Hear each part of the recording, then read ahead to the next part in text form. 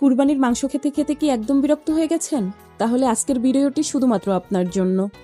মাত্র 2 টুকরা মাংস দিয়ে বানিয়ে নিতে পারেন এই দারুণ স্বাদের রাজকীয় ভর্তা।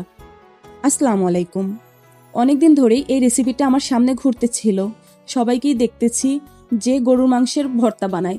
যেহেতু এর আগে আমি কখনো এই রেসিপিটা ট্রাই করিনি, আমারও ইচ্ছা জাগলো যে যাই হোক গরুর মাংসের ভর্তা বানানো যায়।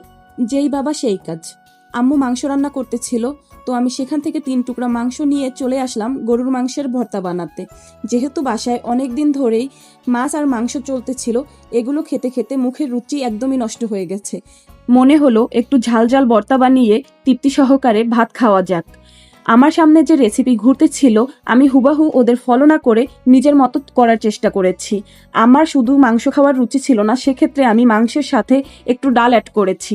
ডাল এবং মাংস আমি একসাথে ভালোভাবে সেদ্ধ করে নিয়ে তারপর ভর্তাটা বানিয়েছি।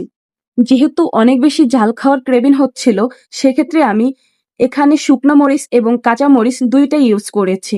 আপনারা চাইলে কম ঝাল খেলে একটা স্কিপ করতে পারেন। আমি প্রথমবারের মতো ট্রাই করলেও বিশ্বাস করুন এটা খেতে খুবই মজা হয়েছিল। ভর্তাটা আমার মুখে নিয়ে মনে হলো আমি যে এতক্ষণ গরমে দাঁড়িয়ে দাঁড়িয়ে ভর্তাটা বানিয়েছি, এটা আমার কাছে সার্থক। যাই হোক, বাসায় আপনারাও ট্রাই করে দেখতে পারেন, ভালো লাগবে।